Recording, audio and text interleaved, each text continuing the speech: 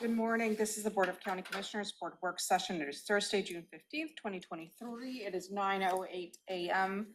And this is a hybrid meeting. We're at 3000 Avenue Southeast, room 110 for public virtual attendance. You may follow along on the Thurston County YouTube channel. I'm Carolina Mejia. I'm the chair of the board. To my right is Vice Chair Ty Menser, Commissioner Gary Edwards joining us via Zoom. Also in the boardroom, we have County Manager Ramiro Chavez, as well as Assistant County Manager Robin Campbell and Assistant County Manager Rob Gelder. And we have Annette Pitts, the Executive Director for Experience Olympia and Beyond. And she's coming here to give us an informational session on 360-degree sentiment survey briefing. So straight to you, Annette. Yep. Go ahead. And is somebody running the presentation, I'm assuming?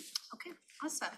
So I'm going to try to talk really fast, and I might cut out some of the slides since we got a late start, and try to hit some of the high points. One of the things that I think is really important for this group to know is not only what we're doing, but why and how we came to the decisions that we have to guide the work that we're doing. Our mission is really simple: to reveal the most iconic experiences that we have here in Thurston County for the whole world to discover. And the next slide is going to talk a little bit about the strategy that we employed. One of the things that I made an assumption about a couple years ago is that our visitor volumes, meaning the number of people that were going to come to Thurston County, were probably not going to come back immediately to pre-pandemic levels. And therefore we needed to adjust our strategy and make sure that we were using every resource possible to make sure that we are bringing the maximum economic impact or the highest possible spend to Thurston County and bringing that throughout the entirety of the county. And we needed to do that year round. And that's really a departure than what we had to do in the past. In the past, we could say, we've got millions of people over here and we got millions of people over here. They're real close. Let's pull them in. We couldn't operate on this premise anymore. So we had to really invest in different methodologies to be able to do that work. So we employed a combination of a variety of things to guide all of our tactical work that results from our business and marketing plan, which I brought you guys all a copy of. It's that blue booklet. I want you to know what the process is that we employed when we established our strategy. We took a combination of current travel trends. And when I look at travel trends, it's usually more of a macro level. So kind of what are we looking at worldwide and nationally? And then when we get closer to home, we go into this sentiment surveying, which is kind of what spurred this presentation. We developed for the first time what we call our 360-degree sentiment survey. We call it 360-degree because historically we've only really kind of asked. So previous to, I'd say, 2021, we'd really focused on asking folks like you, who we call our stakeholders. They might be businesses, nonprofit leaders, employees that are in or adjacent to the hospitality and tourism for their feedback about what the destination experience might be. But we call it 360 degrees now because we really expanded that.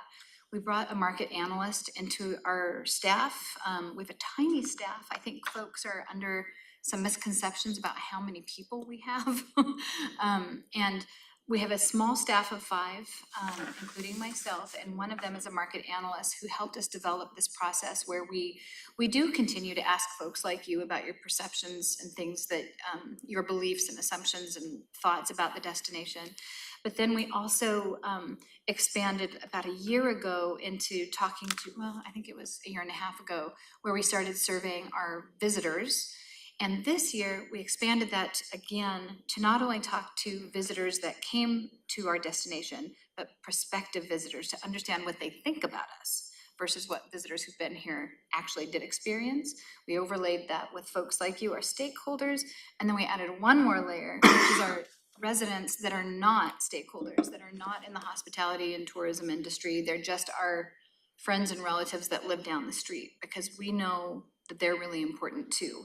And so we pair that with our current travel trends, and then we add another layer, which is a tool that we invested in. Are people actually going? What are they actually doing when they're here? Where did they come from? How long did they stay here, and what was their spend, and what was the economic impact of that? So we can do a very thorough job of informing the work that we're doing now in a way that we just weren't able to in the past, because those tools didn't exist. And those, all of that data gets divided between our marketing work and our sales work. It informed the strategy that's in that blue booklet, and then it all flows into our work plan, which is all the tactical things that we do on a day-to-day basis. And at the end of that trail has to be the economic impact, and that is the thing that I think people forget about. Our work has to be economic impact oriented. We have to always have the end goal being what is the most efficient and effective way to leave the maximal economic footprint in this community. So sometimes that's hard because we do have limited staff, we do have limited resources, and we have to throw our resources behind those things that are going to generate the most economic impact. And so that's important to know. So the next two slides are gonna give you some insight into what those global trends were that informed our work, kind of at the top of that hierarchy. The US Travel Association is a really good partner in the hospitality and tourism industry. And their prediction was that when we looked at domestic leisure travel, which is just like people like you and I going for vacations that are from within the, doesn't have to be contiguous US, but within the US, they were saying we're not going to get back to our pre-pandemic levels of visitor volumes until the end of this year.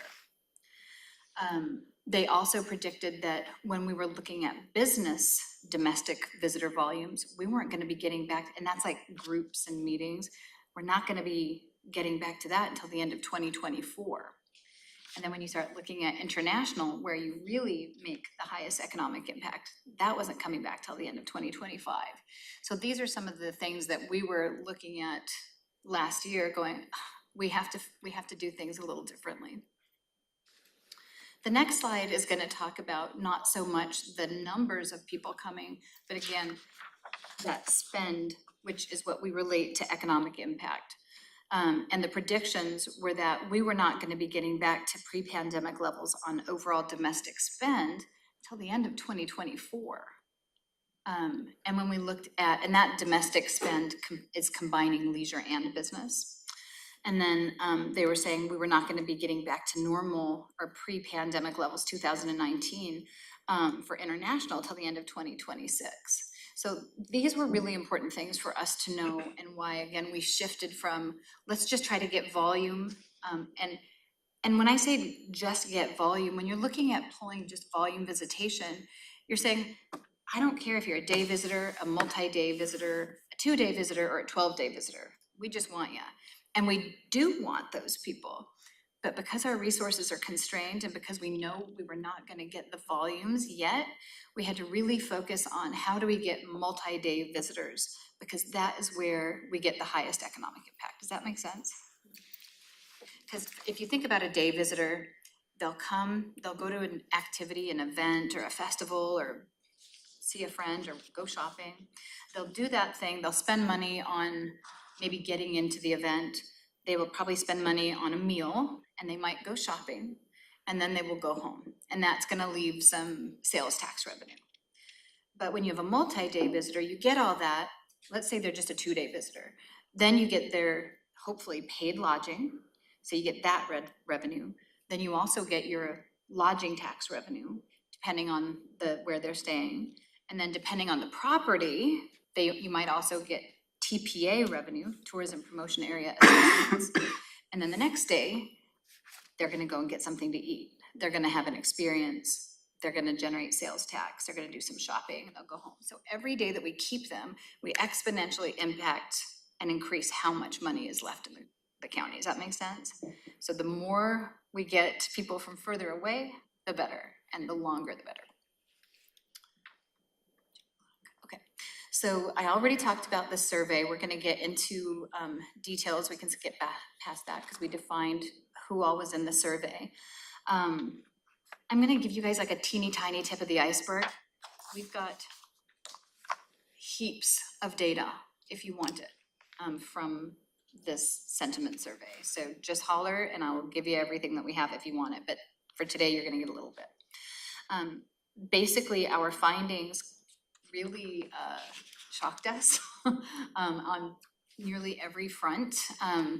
There were things that kind of confirmed some of our work, but there were a lot of things that showed us, oh, this is not what we thought. So we really had to change our role in what we were doing. We asked folks, what is the greatest asset that we should tell other folks about? Our residents, their number one thing was the natural beauty of the area. Our stakeholder residents felt that the waterfront was number one, access to water activities. And in my mind, I think a lot of folks immediately think the sound, that can be a part of it, but it could also be local lakes and rivers as well. And our visitors agreed with our residents about it being a beautiful area. It was great, but I was really happy to see the word friendly being such a significant piece of that feedback. Does everybody get the difference between a resident and a stakeholder resident? Okay. The next slide was what kind of surprised me and all of us is when you're in marketing, you want to, where you hang your hat is on where you can differentiate yourself in the marketplace, because the marketplace is busy and it's hard to stand out. And the things that make you stand out is your hook. And once you have a hook, you use that to then say, okay, now that we have your attention and your interest, now we can understand what we're gonna try and match up what you like, what you wanna do, how you wanna spend your time with the assets that we have, and then we funnel them out throughout the rest of the community. And when we look at the next slide, we asked each of these groups, what is that thing? How do we differentiate ourselves? And I was shocked that everybody agreed that being a capital of our state is our most differentiating factor. You might imagine that in my 2 years here, I have heard a lot about this.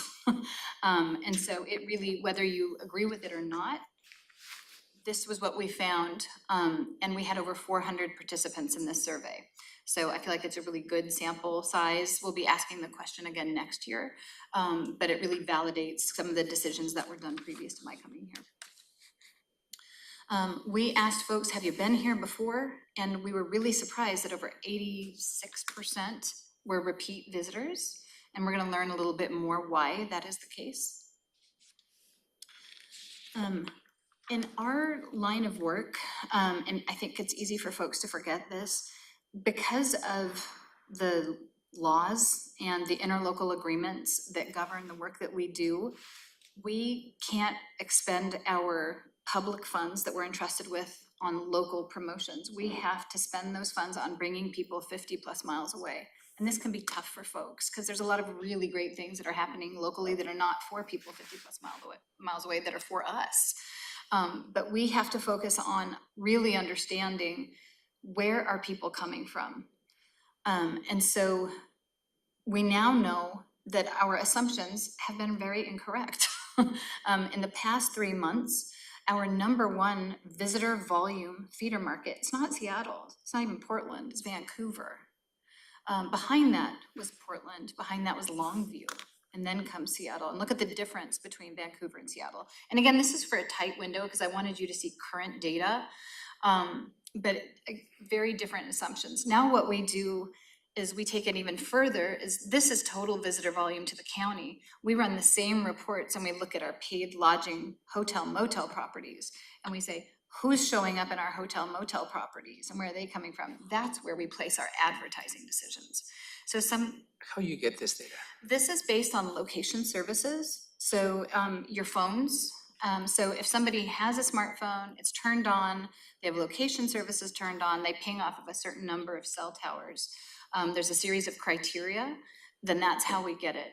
And we know that these numbers only represent 15 to 20% of actual because of the fact that not everybody is gonna meet those criteria. And we've tested it with ticketed events and booked hotels and things like that. So these numbers are a fraction of reality. So we use these tools to measure events We use them to measure, we look at where people go where are they going in market. So we're not guessing anymore. We're not wasting money. So I think I have 7 minutes. So I'm gonna keep blazing through this. The next slide shows you another thing that we had really incorrect assumptions about. I think most people think our visitors are from within Washington State. We have only 58+% are from Washington, at least during this quarter, Q1. We have an enormous amount of folks that come from Texas. And one of the things that folks think is like, oh, well, these are just people that are coming from the military. You know, we don't follow where your phone is from. We follow you physically. Don't worry, we don't have anybody's names or, you know, personal information, but we're tracking where the physical movement is so that we can understand where to make good investments. You can go ahead and advance. There's a lot of misunderstanding as well about where people are actually going, and this is really important to know. Look how balanced and close the visitation is between Olympia, Tumwater, and Lacey. And I think the thing that folks are very confused about is when we get into South County, what the visitation is looking like. Would you ever have guessed that between Rochester and Grand Mound, you have nearly as many folks as you do in Lacey, Tumwater, or Olympia? That's tribal visitation. That's Great Wolf Lodge and Lucky Eagle Casino. Tribal tourism is massive, and it's something that we're actively working on to figure out how do we better partner with this. And part of the reason why numbers are as small as they are for Rainier, Yelm, and Tenino is, you know, we have one awesome lodging property in Offutt Lake Resort. We desperately need more, because what is happening is, yeah, there's really cool things to do, like the Thurston Bountiful Byway. They can go to Yelm, Tenino, any of these smaller communities. But if they don't have, and obviously there's one property in Yelm, if they don't have options to spend the night, they're gonna go to where there is an option, or they're gonna do an unpaid option. And then that next day, they're going somewhere else. So I really believe strongly we really need to support further lodging development in these areas. This slide speaks to how balanced our visitation is annually. We have your classic problem where you have all of these activities happening in your peak good weather months. So it also illustrates why you have a visitor bureaus, because our work is year round trying to fill in the gaps from where we aren't having all of these events and activities. Go ahead and advance. This is maybe the most important slide of the entire presentation, so I'm glad we got to it. It talks about why people are coming here in the first place. We thought people were coming here, or I really thought meetings and business because of the Capitol. I really thought vacation would be tying #1, and that we'd have festivals and events way up there. But by far, the #1 reason is people are coming because they have family and friends here. And that's why we have so much repeat visitation. It's a really good thing to have be your #1, because that means you have a reason for them to come back over and over. Behind that are weekend getaways and vacation, being a really good point of proximity between national parks, beaches, etc. Mount Rainier, that's a great thing for Yelm, obviously. But things that we were wildly surprised by was only 12% of folks were saying they were coming for festivals and events. And I think we make a lot of decisions saying that is, you know, the #1 driver. It's an important driver, and it's a driver that I think we need to focus on increasing, but it's not what we thought. And our meetings and events were way smaller than what I anticipated. We can go ahead and continue. 60% of folks did pay to stay in hotels and motels, which is really good to see. We have pretty low balanced visitation and other lodging.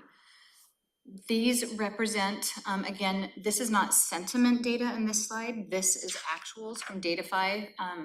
For the whole 2022, lodging was #1, followed by shopping. High rollers is casino goers. And culinary is behind that, outdoor rec behind that. So this gives you a good breakout of why people are coming. The next two slides are going to illustrate the differences of opinion between our visitors, our residents, and our stakeholder residents. And the moral of the story is that when we ask them about feeling welcome, did they feel safe? Did they feel like they were treated with respect and dignity? Did they have a good experience? Our visitors rated us really high. In a few of those scenarios, our stakeholders thought that we would probably do a little better than we did. But the one that I thought was really interesting is under the safety rating, number 2 graph. Only 45% of our residents thought that our guests would feel safe when they were here. Our stakeholders, only 61% thought our guests would feel safe. And our visitors had over 84%. They're like, this is awesome. This is great. Now, I'm a kind of a person that I want an A on everything, so I want us to be over 90% next year.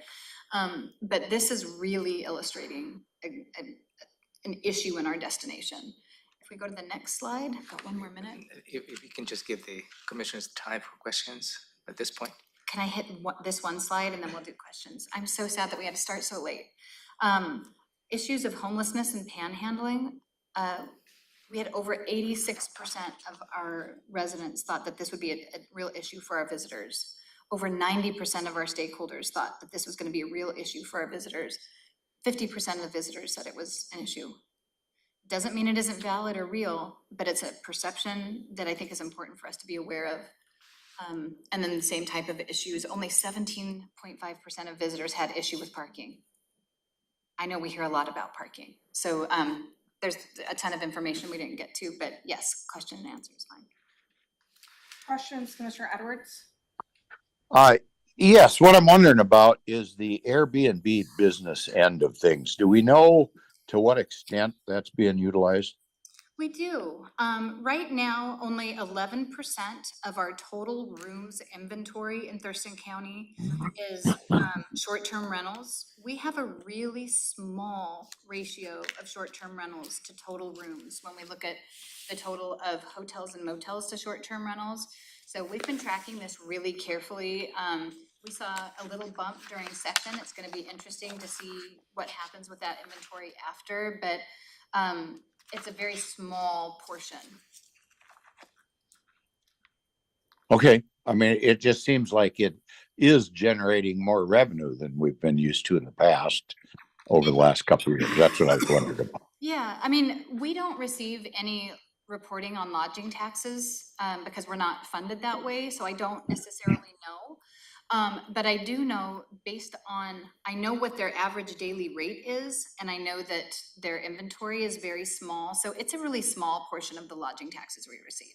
Thurston County is in a great spot in that they do assess short-term rentals, whereas a lot of counties are still kind of behind on that.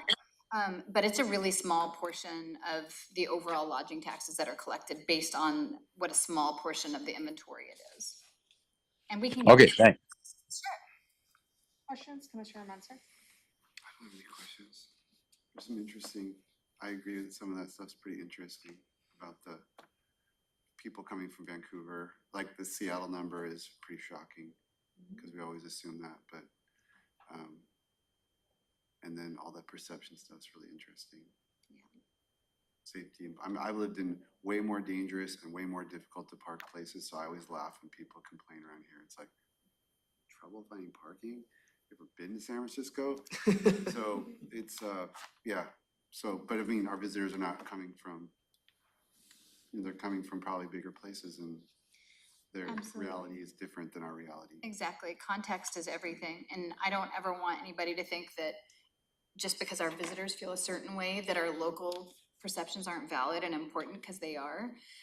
But it's a great balancer. It's like having an insurance policy on things. You know, even if we've got some issues, you know, in our internal perceptions, our guests love us.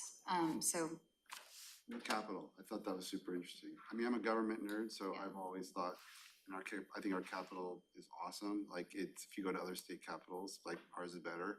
Ours is better than a lot of the federal buildings and, you know, Temple of Justice and stuff. So seeing that as something that can attract visitors is probably something maybe we haven't capitalized on. we need to do more of it. Does anybody have any questions or concerns or just requests of us?